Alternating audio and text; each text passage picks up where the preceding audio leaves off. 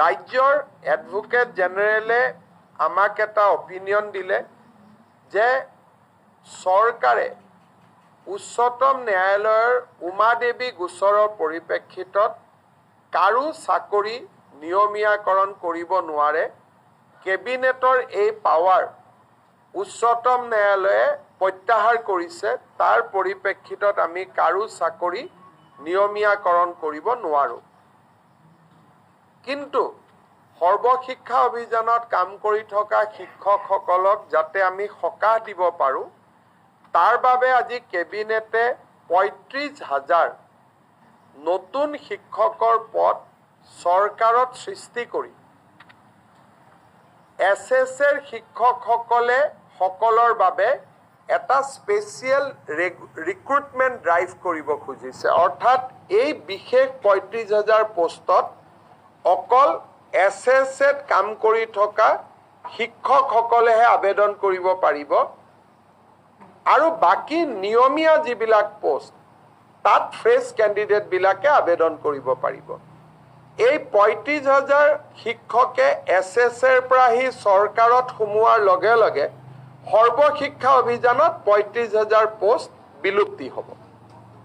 অৰ্থাৎ সৰ্বশিক্ষা অভিযানৰ ৩৫,০০০ শিক্ষকে স্পেচিয়েল ৰিক্ৰুটমেণ্টৰ বাবে চৰকাৰত আবেদন কৰিব।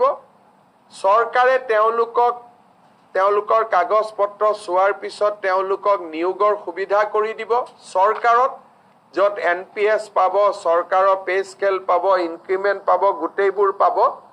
কিন্তু এইখিনি হৈ উঠাৰ পিছত সৰ্বশিক্ষা অভিযানত পূৰ্বতে কাম কৰি থকা তেওঁলোকৰ পদসমূহ বিলুপ্তি হৈ যাব।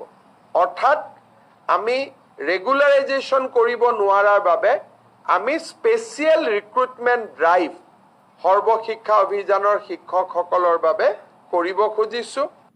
আৰু ইয়াৰ ফলত মই ভাবোঁ যে অহা ৪-৫ মাহৰ ভিতৰতে সৰ্বশিক্ষা অভিযানৰ প্ৰতিগৰাকী শিক্ষকেই চৰকাৰত নিযুক্তি পোৱাৰ সম্ভাৱনা মুকলি হ'ব।